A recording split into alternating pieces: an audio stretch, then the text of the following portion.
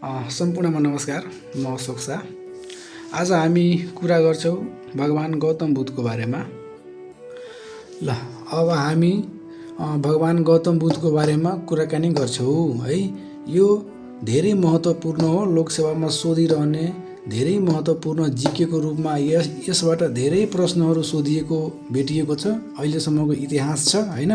म एकदमै सत्य भन्छु, एकदम क्लियरली बुझ्ने खाले है। एकदम एकचोटि यो भिडियो हेर्नुभयो भने बिर्सिन गाह्रो हुन्छ तपाईँलाई। बुझ्नुभयो? एकचोटिमा बुझ्नु भएन भने दुईचोटि सुन्नु होला, दुईचोटिमा बुझ्नु भएन भने तीनचोटि सुन्नु होला। ल सुरु गर्छौँ। भगवान गौतम बुद्धको जन्म कहिले भएको थियो त? ईसा पूर्व 563 सालमा लुम्बिनीमा भएको थियो। अब भगवान गौतम बुद्धको पिताको नाम सुधोधन। उनी कुन वंशका थिए त? शाक्य वंशका थिए। आमाको नाम माया देवी। उहाँको ठेगाना रामग्राम हो।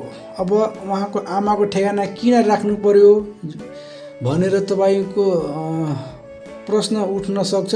अब यो किन राखिएको हो भन्दाखेरि एउटा प्रश्नमा के सोधिएको थियो, भगवान गौतम बुद्धको मवाली घर कहाँ थियो भनेर।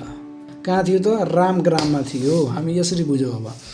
अब उहाँको सौतेनी आमाको नाम प्रजापति, उहाँको दिदीको नाम नन्दा कुमारी, भाइको नाम नन्दकुमार, पत्नीको नाम यशोधरा। यसलाई यशोधरालाई धनकी देवी पनि भनेर चिनिन्छ र यसको वास्तविक नाम चाहिँ गोपा थियो।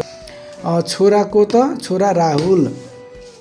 अब यो कुरा हामी के छ, यो 7 पाइला पुष्करनी पोखरीमा नुहाइएको वस्त्र चिवर हो, घोडा कन्थक हो हैन। बुद्धत्व प्राप्त कहाँ गर्यो भन्ने कुराहरू म एकचोटि सशक्ति भन्छु, बुझ्ने गरी तपाईँ सुनिदिनु होला है। भगवान गौतम बुद्ध जन्मिने बित्तिकै 7 पाइला हिँडेको हो। प्रश्नमा कसरी सोध्छ भनेपछि भगवान गौतम बुद्धले जन्मने बित्तिकै कति पाइला हिँडेको हो भनेर प्रश्न सोधिएको इतिहास छ हामीसँग है। त्यही भएर भगवान गौतम बुद्ध जन्मने बित्तिकै 7 पाइला हिँडेको हो। 7 पाइला हिँडिसकेपछि पुष्करनी पोखरीमा नुहाइएको हो है। अब यो प्रश्न कसरी सोध्छ भन्दाखेरि भगवान गौतम बुद्धलाई जन्मने बित्तिकै कुन पोखरीमा नुहाइएको थियो भन्दाखेरि पुष्करनी पोखरीमा है। त्यसपछि नुहाइसकेपछि उहाँले लगाउने कपडा अर्थात् वस्त्रलाई के नामले चिनिन्छ त? चिवर नामले चिनिन्छ। उहाँले चढ्ने, भगवान गौतम बुद्ध चढ्ने घोडाको नाम कन्थक हो। अब घोडामा चढेर कहाँ गयो त? बुद्धत्व प्राप्त गर्न कहाँ र कहिले? कहाँ भन्दाखेरि भारतको बोधगयामा 35 सालको उमेरमा गएको हो। यो 35 सालमा एउटा कुरा यहाँ के छुट्याउन बिर्सेछु भन्दाखेरि उनी 29 वर्षको उमेरमा घर त्यागेका हुन्। अब उहाँले बुद्धत्व प्राप्त गरेको कहाँ हो त? भारतको बोधगयामा 35 वर्षको उमेरमा।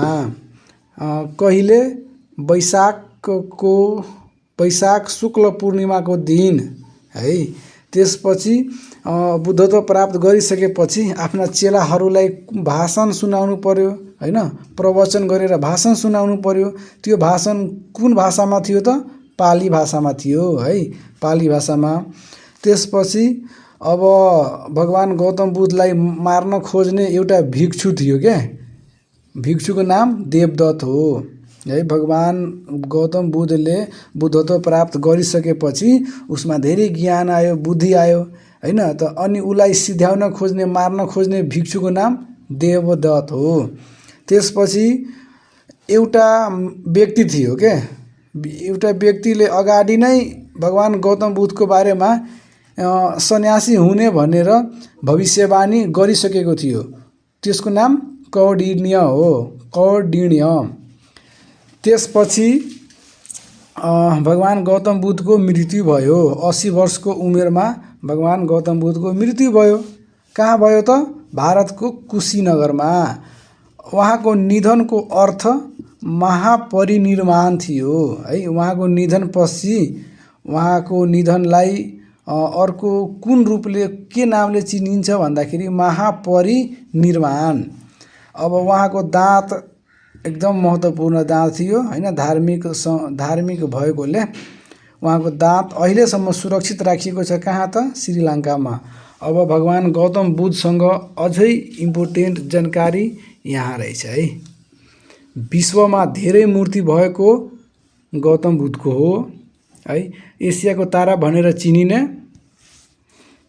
गौतम बुद्ध हो।